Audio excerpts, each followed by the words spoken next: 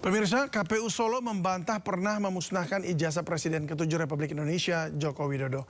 Pihaknya bahkan menyebut masih menyimpan dokumen ijazah Presiden ke-7 Republik Indonesia.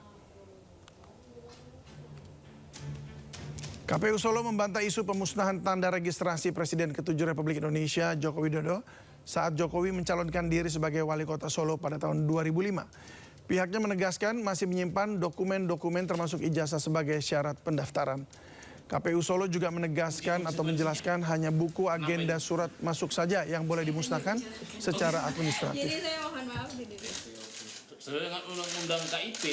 Kami sekalian meluruskan ya, kemarin itu yang ditanya itu kan perihal permintaan dari pemohon itu untuk nomor dan tanggal surat agenda berkas masuk ya, untuk nomor dan surat agenda masuk. Nah itu kami juga belum, apakah yang dimaksud itu buku agenda seperti ini misalnya ya. Nah kami dalam menjawab itu secara administrasi untuk agenda surat masuk itu menurut jadwal retensi itu musnah seperti itu. Jadi bukan berkasnya pendaftaran Pak Joko Widodo itu kami musnahkan, bukan. Jadi itu kami dalam menjawab itu secara administratif itu sudah dapat dimusnahkan seperti itu. Sidang pengujian Undang-Undang Pemilu terkait kewajiban autentikasi ijazah Presiden dan pejabat publik digelar di Mahkamah Konstitusi. Ya, uji material Undang-Undang Pemilu diajukan pengamat kebijakan publik Bonatua Silalahi yang didampingi kuasa hukumnya Abdul Ghafur Sangaji. Dalam sidang ini pemohon mengajukan uji Undang-Undang Pemilu terkait aturan bagi calon presiden dan pejabat publik yang hanya diminta melampirkan fotokopi ijazah terlegalisir tanpa verifikasi keaslian dokumen. Pemohon menilai mekanisme tersebut menimbulkan ketimpangan di masyarakat, mengingat masyarakat wajib menunjukkan ijazah asli untuk berbagai keperluan administrasi, namun calon pemimpin negara tidak diwajibkan hal yang sama.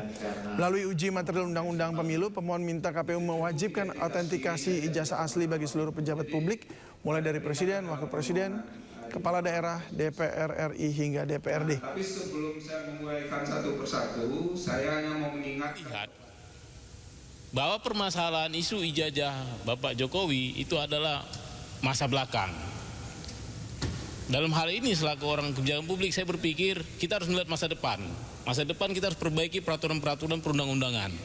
Kenapa? Pada intinya kita menemukan dari dokumen-dokumen yang saya kumpulkan dari KPU, KPUD, dari berita-berita penjelasan ketua komisioner-komisioner dan dari peraturan perundang-undangan PKPU itu memang tidak pernah melakukan namanya autentikasi yang istilah rejim undang-undang kearsipan autentikasi, istilah rejim pemilu itu undang-undang pemilu adalah klarifikasi.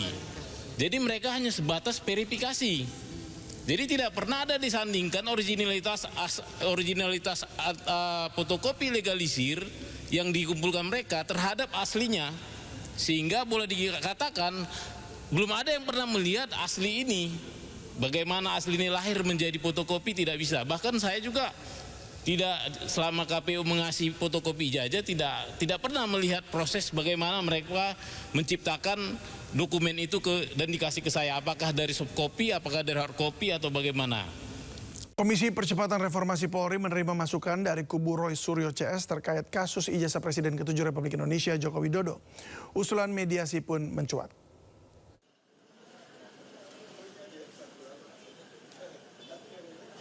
Komisi Percepatan Reformasi Polri kembali menggelar audiensi atau rapat dengar pendapat dengan masyarakat sipil di gedung STIK PTIK Jakarta Selatan. Dalam audiensi kali ini, Komisi Percepatan Reformasi Polri menerima masukan dari kubu Roy Suryo CS soal kasus ijazah Presiden ke-7 RI Joko Widodo. Ketua Komisi Percepatan Reformasi Polri, Jimli Azidiki menyebut kasus ijazah palsu adalah masalah serius. Namun demikian Jimli akan menampung masukan serta akan mengawal kasus tersebut. Berkaitan dengan ijazah palsu. Jadi saudara, ijazah ini adalah masalah serius di Indonesia ini. Jadi mudah dipakai untuk alat persaingan politik. Dan yang kedua, ini tandanya administrasi perijazahan kita, administrasi organisasi dan lembaga publik pemerintahan kita masih sangat buruk. Maka saya tanya kepada teman-teman yang hadir ini termasuk Faisal, Askaba, apa solusinya? Coba dipikirkan. Kita mau bantu walaupun mereka tidak hadir. Karena ketidakhadiran itu karena kesepakatan kami harus dihormati. Ya, bukan kalau ketemu saya pribadi, ketemu Pak Mahfud, boleh, nggak ada masalah. Tapi rapat tadi nggak bisa, kami udah putus gitu loh. Ini merupakan rapat dengar pendapat kedua yang dilakukan Komisi Percepatan Reformasi Polri dengan masyarakat sipil. Sebelumnya, komisi telah menyerap aspirasi dari Gerakan Nurani Bangsa untuk membuat Polri lebih baik. Tim Liputan iNews melaporkan. Beralih ke informasi lainnya, pencarian korban tanah longsor di Desa Cibenying, Cilacap, Jawa Tengah diperpanjang hingga 3 hari. Tim SAR gabungan pada hari Rabu berhasil menemukan 2 korban di titik B1 dan B2. Dengan ditemukannya 2 korban, kini tersisa 3 korban yang belum ditemukan. Hingga sepekan peristiwa tanah longsor di Desa Cibenying, total 20 korban telah ditemukan dalam kondisi meninggal dunia.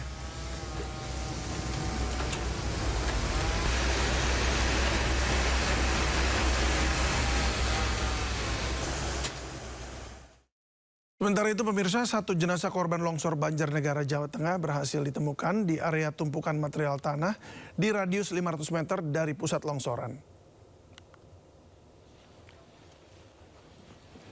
Jenazah korban langsung dibawa ke puskesmas untuk dilakukan pemeriksaan dan identifikasi. Dengan ditemukannya 1 korban ini berarti masih tercatat 25 orang hilang yang belum diketemukan. Korban diketahui berjenis kelamin perempuan atas nama Tuwi, usia 50 tahun, warga Dusun Situkung, Padanarum.